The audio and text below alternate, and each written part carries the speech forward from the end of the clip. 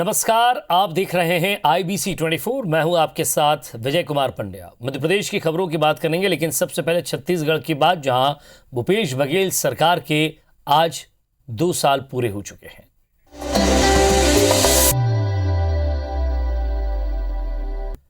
तो छत्तीसगढ़ की भूपेश बघेल सरकार के 2 साल की उपलब्धियां, जिसे सरकार बात है अभिमान के, छत्तीसगढ़ या स्वाभिमान के नारे के साथ जनता के सामने रख रही है। छत्तीसगढ़ में भूपेश सरकार बनने के बाद से ग्रामीण अर्थव्यवस्था को मजबूत करने के लिए कई तरह के उपाय किए जा रहे हैं, जिसका सीधा फायदा ग्रामीणों के साथ महिलाओं को भी मिल रहा है। इसमें ग्रामीण अर्थव्यवस्था को मजबूती के साथ ही महिला सशक्तिकरण भी नजर आ रहा है इसमें। और इन महिलाओं के गोबर से तैयार उत्पाद देश ही नहीं बल्कि विदेश में भी बिक रहे हैं। देखिए रिपोर्ट।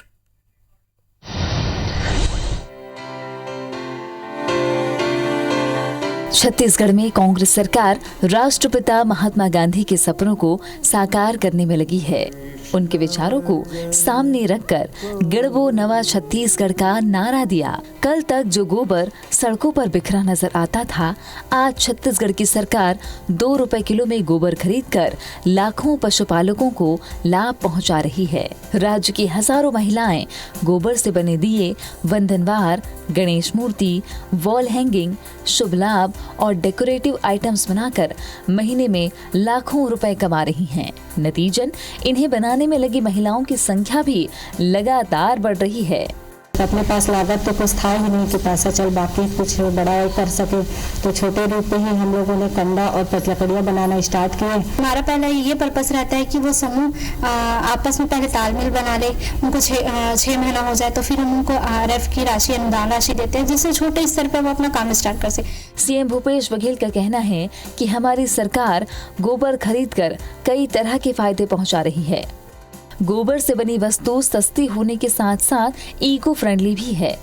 गोबर संबंधित वस्तुओं को बड़ा बाजार और इन महिलाओं के हुनर को प्रोत्साहन मिल रहा है। ये कुटीर उद्योग के साथ साथ महिला सशक्तिकरण की दिशा में भी एक बड़ा कदम साबित होगा। और मध्य प्रदेश में बढ़े बिजली के दाम। जी हां, बड़ी खबर आपको बता रहे हैं। मध्य प्रदेश में 2% महंगी हो गई है बिजली। पेट्रोल, डीजल और गैस के बाद बिजली के दाम बढ़े। बिजली कंपनियों के घाटे की पूर्ति करेगी सरकार। तो MP विद्युत नियामक आयोग ने यह आदेश जारी किया है। 30 यूनिट खपत वाले उपभोक्ताओं पर इसका असर नहीं होगा। बिजली कंपनियों ने 5.73% बढ़ोतरी की मांग की थी, लेकिन इसमें केवल 1.98% ही वृद्धि की गई है।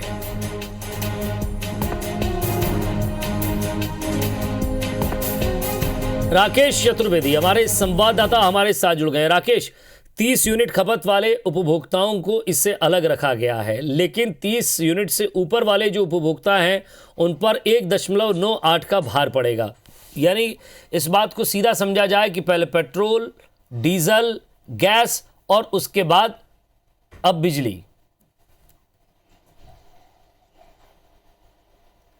बिल्कुल विजय, और सर्दी के मौसम में मध्य प्रदेश के लोगों को जोर का करंट लगने वाला है। दरअसल हम पूरे जो आंकड़ों को समझें, ऐसे मध्य प्रदेश में कुछ चुनिंदा ही बिजली उपभोक्ता है जिनकी की बिजली की मासिक जो खपत है 30 यूनिट से कम हो, और अधिकतम जो खपत होती है वो 50 यूनिट से लेकर 150 यूनिट तक होती है। और सबसे अधिक जो बिजली की मार है, सबसे अधिक जो करंट है ऐसे ही उपभोक्ताओं को लगने वाला है। और एक हम मोटे आंकड़े के अनुसार समझे, जिसकी बिजली का बिल 50 यूनिट का जिसका बिजली आता है, कभी औसतन उसमें 17 रुपए की अधिकतम बढ़ोतरी होगी। और ये जो 1.98% बढ़ोतरी की गई है, इसे 2% हम कह सकते हैं।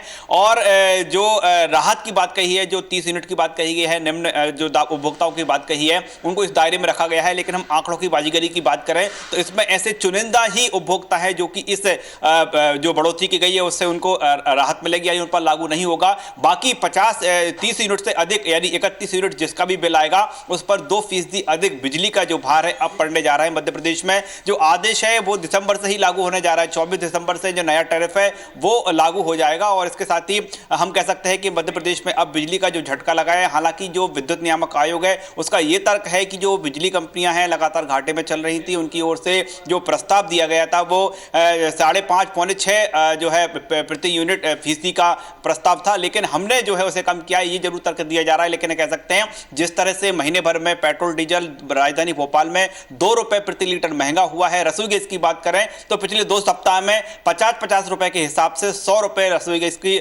गैस जो है महंगी हो चुकी है। और अब जो बारी थी बिजली की सर्दी के मौसम में जिसकी सबसे अधिक खपत होती है और जब जनवरी का माह आएगा तो ऐसे में जो खपत है और अधिक बढ़ जाएगी। उस दौरान मध्य प्रदेश के लोगों को बड़ा झटका लगने वाला है। कह सकते हैं कि जो महंगाई की मार है वो न सिर्फ मध्य प्रदेश बल्कि इसका असर जो है आसपास के इलाकों में भी जरूर होगा। लेकिन फिलहाल जो है विद्युत नियामक आयोग की ओर से जो तर्क यही दिया गया है कि डिमांड अधिक थी, प्रस्ताव जो है अधिक दरों का था, लेकिन उसे कम किया गया है। हालांकि जो पूरा टैरिफ जारी किया गया है, जो आदेश जारी किया गया है, उसमें इस बात का भी जिक्र है कि 3 महीने बाद इसकी समीक्षा की जाएगी। यानी जब जो है सर्दी का सितम कम होगा और जब बिजली की खपत होना धीमे धीमे कम होगी तब समीक्षा की जाएगी। लेकिन इस बीच हम कह सकते हैं कि मध्य प्रदेश के लोगों को 2% अतिरिक्त जो है बिजली का करंट इसी महीने से लगने वाला है। विजय जी, शुक्रिया राकेश इस तमाम बातचीत के लिए। और सुप्रीम कोर्ट में किसान आंदोलन को लेकर सुनवाई अभी टल गई है। कोर्ट में किसी किसान संगठन के ना पहुंचने के कारण कमेटी पर फैसला नहीं हो पाया। सुप्रीम कोर्ट का कहना है कि वो किसानों से बात करके ही अपना फैसला सुनाएंगे। आगे इस मामले की सुनवाई दूसरी बेंच करेगी। सुप्रीम कोर्ट में सर्दियों की छुट्टियां हैं, ऐसे में वैकेशन बेंच ही इसकी सुनवाई करेगी। चीफ जस्टिस ने कहा है कि सरकार को मौजूदा कृषि कानूनों को होल्ड पर रखने पर विचार करना चाहिए। हालांकि सॉलिसिटर जनरल ने इसका विरोध किया है, जिस पर सीजेआई ने कहा है कि इस पर विचार करें। अब केस पर अगले हफ्ते सुनवाई की जाएगी।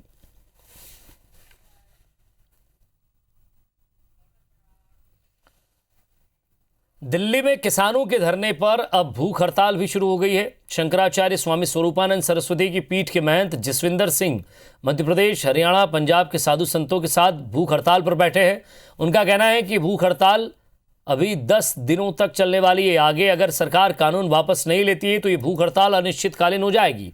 IBC 24 से बात करते हुए जसविंदर सिंह ने कहा है कि जगत गुरु स्वामी शंकराचार्य का आदेश है कि किसान आंदोलन में किसानों के साथ खड़े हो, इसलिए वो दिल्ली के सिंधु बॉर्डर पर इस आंदोलन में भूख हड़ताल पर बैठे हैं। दिल्ली के सिंघू बॉर्डर पे कहीं मंच का संचालन चल रहा है तो कहीं लंगर चल रहा है तो कहीं भूख हड़ताल पर भी कुछ किसान बैठे हुए हैं। ऐसे ही साधु संत समाज के महंत हैं, वो यहाँ पर अपने साथियों के साथ में भूख हड़ताल पर बैठे हुए हैं। हालांकि जो किसान एसोसिएशन का भूख हड़ताल का कॉल था वो 20 तारीख से था, लेकिन ये लोग अनिश्चितकालीन भूख हड़ताल पर बैठ गए हैं। आखिर क्यों मजबूर होना पड़ा भूख हड़ताल के लिए?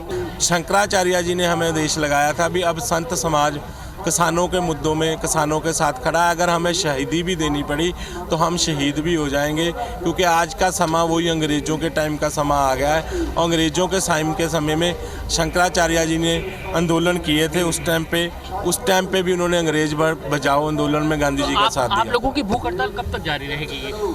हमारी अल्टीमेटम दिया था 10 दिन का हमने सरकार को कि काले जो बिल थोपे हुए वापस ले लें, और ये वापस नहीं लेती अब तो हम पानी पी रहे हैं, बाद में फिर हम पानी भी नहीं पिएंगे। जब तक बिल वापस नहीं लेते जब तक हम हड़ताल जारी रखेंगे। हरियाणा से भी है, आज कोर्ट का भी फैसले पर सबकी निगाहें थी लेकिन सुनवाई टल गई है।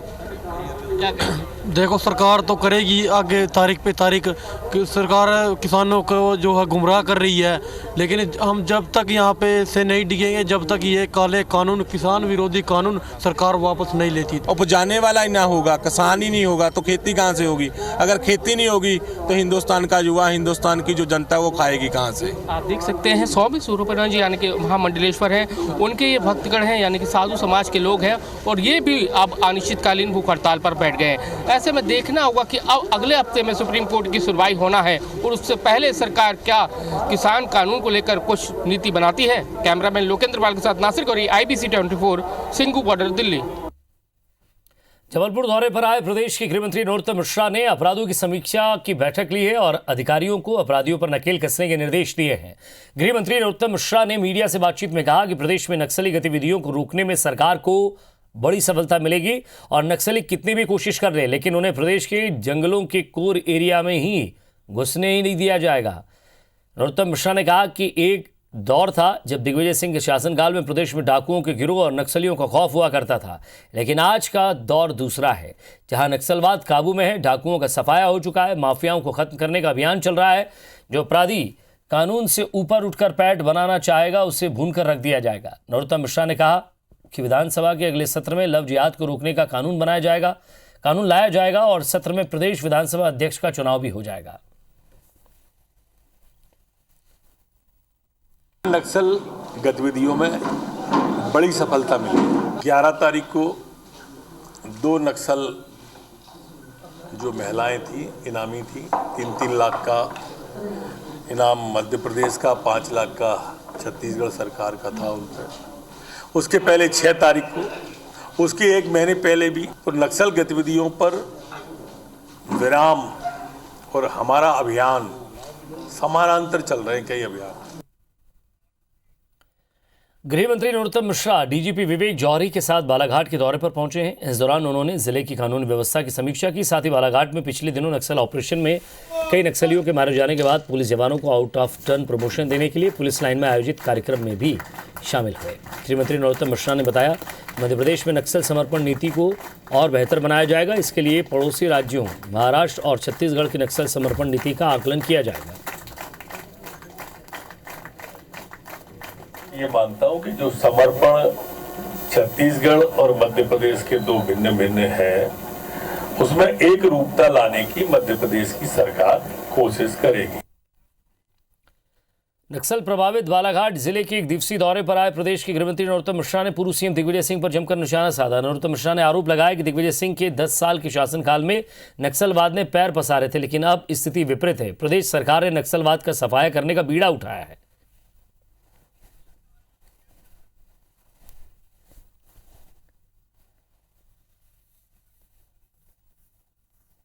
एक दौर था जब मध्य प्रदेश के चारों तरफ अशांति का वातावरण था और बालाघाट आ जाए तो नक्सल समस्या थी। पूरा प्रदेश एक दौर में ऐसा था। बधाई के पात्र है, ना तो एक भी चिन्हित गैंग बची है मध्य प्रदेश में, ना सिमी का नेटवर्क बचा है। ड्रग माफिया, शराब माफिया पे कार्रवाई हो रही है और आप सबने सीना 56 इंच का कर दिया जब इन नक्सलाइटों को मारा, तो आप सब बधाई के पात्र। मध्य प्रदेश में एंटी माफिया अभियान ने रफ्तार पकड़ ली और इसी कड़ी में ग्वालियर में प्रशासन ने हजीरा और पुराने शामनी क्षेत्र में कब्जा की गई जमीन से मकान और निर्माण तोड़ दिए हैं। वहीं असामाजिक तत्वों और अपराधियों के कब्जे और अवैध रूप से जुटाई गई संपत्तियों की जानकारी निकाली जा रही है।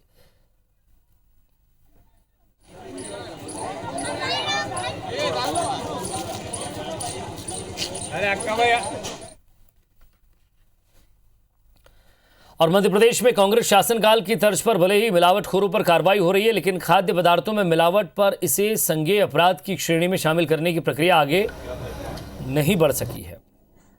जबकि कांग्रेस की सरकार ने मिलावटखोरों पर पहले रासुका के तहत कार्रवाई की, फिर खाद्य सामग्री में मिलावट पर इसे संज्ञेय अपराध की श्रेणी में शामिल करने की प्रक्रिया शुरू की गई। और इस संबंध में कांग्रेस सरकार की तैयारी चल रही थी कि बीच में सत्ता परिवर्तन हो गया। अब बीजेपी सरकार मिलावटखोरों के खिलाफ कार्रवाई कर रही है, लेकिन खाद्य सामग्री में मिलावट करने पर इसे संज्ञेय अपराध की श्रेणी में शामिल करने पर कानून नहीं ला पाई है।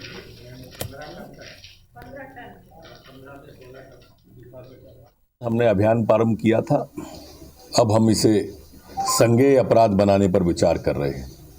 एक संशोधन करके लाने के बारे में विचार चल रहा है, जिसमें 3 वर्ष से अधिक की सजा का प्रावधान इसके अंदर किया जाएगा। आज भारतीय जनता पार्टी मजबूर होकर माननीय कमलनाथ जी के दिखाए राह पर चल रही है। ये उनकी मजबूरी है। जनता की मांग हो चुकी है कि आप कानून ऐसे बनाएं जो मिलावटखोरों को अधिक से अधिक सजा दी जाए।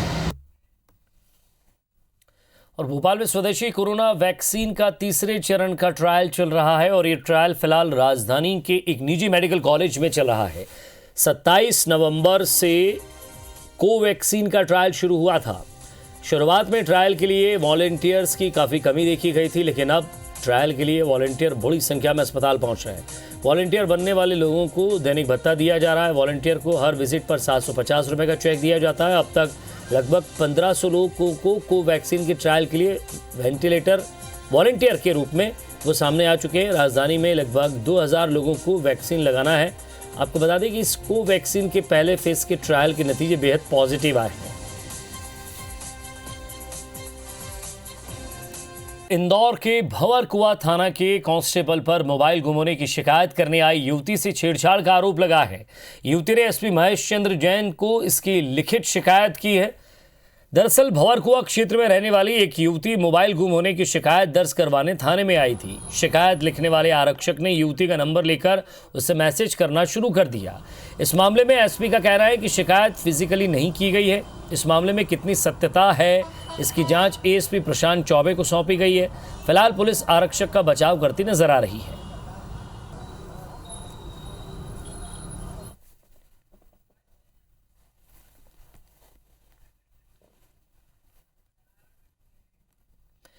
और रेत के ओवरलोडिंग को लेकर की जा रही कार्रवाई के विरोध में Bhopal sand truck owners association ने आज रात 12 बजे से हड़ताल पर जाने की बात कही है। यानी शुक्रवार सुबह डंपर रेत लेकर शहर में नहीं आएंगे। हर दिन शहर में 300 से ज्यादा डंपर रेत लेकर आते हैं। एसोसिएशन के सचिव विश्वबंधु रावत ने बताया कि डंपरों की स्पष्ट नीति बनाने को लेकर गृह मंत्री खनिज विभाग के अफसरों से मिल चुके हैं, लेकिन समाधान नहीं हो पाया। उनका आरोप है कि खदान से ज्यादा रेत भरी जा रही है, जबकि चोरी की कार्रवाई मालिकों पर हो रही है। आपको बता दें कि मंगलवार को खनिज विभाग ने 11 दिन पर 15 डंपरों का बिना रॉयल्टी और ओवरलोडिंग को लेकर कार्रवाई की थी, जिसका विरोध एसोसिएशन के पदाधिकारी कर रहे हैं।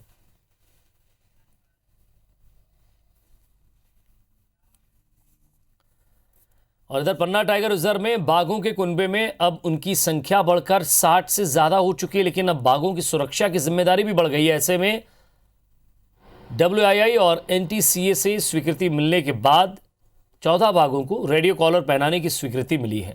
पन्ना टाइगर रिजर्व देश का पहला ऐसा टाइगर रिजर्व होगा जहां इतनी बड़ी संख्या में बाघों की निगरानी के लिए signal satellite based radio collar पहनाए गए हैं। अब ऑफिस के बंद कमरे में कंप्यूटर पर बैठे बैठे इन बाघों की निगरानी हो सकेगी।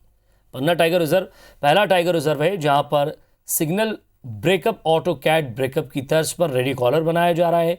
रेडियो कॉलर में यदि कोई दिक्कत आती है तो इसे कंप्यूटर पर एक कमांड दिया जाएगा और रेडियो कॉलर अपने आप टाइगर के गले से अलग होकर गिर जाएगा। इसके लिए बाघ को बेहोश करने की कोई ज़रूरत नहीं है।